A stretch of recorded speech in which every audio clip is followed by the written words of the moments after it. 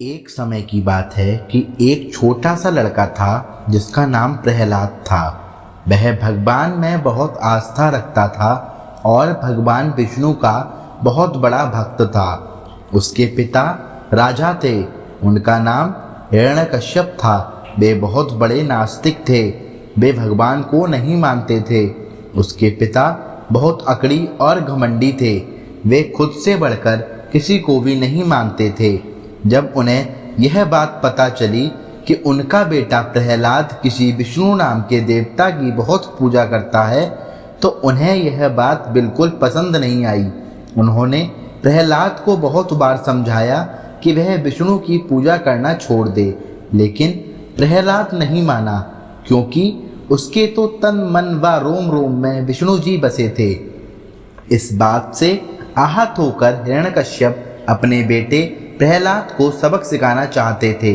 जब सारी कोशिशों के बाद भी हिरण्यकश्यप प्रहलाद को विष्णु भक्ति करने से रोक और उसे बदल नहीं पाए, तो उन्होंने उसे मार देने की सोची।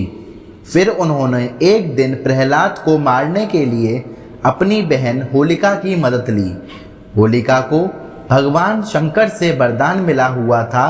उसे वरदान में एक ऐसी चादर मिली थी जिसे ओढ़ने पर अग्नि उसे जला नहीं सकती थी। होलिका उस चादर को ओढ़कर और प्रहलाद को अपनी गोद में लेकर अग्नि में बैठ गई, लेकिन वह चादर उड़कर प्रहलाद के ऊपर आ गई और प्रहलाद की जगह होलिका ही जल गई।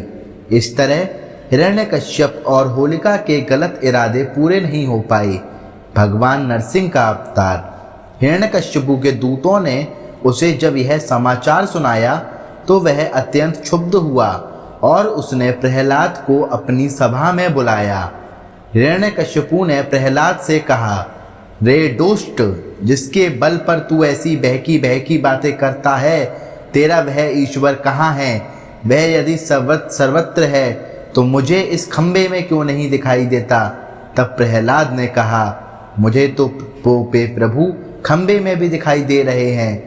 यह सुनकर हिरण्यकश्यप क्रोध के मारे स्वयं को संभाल नहीं सका और हाथ में तलवार लेकर सिंहासन से कूद पड़ा और बड़े जोर से उस खंबे में एक घूंसा मारा।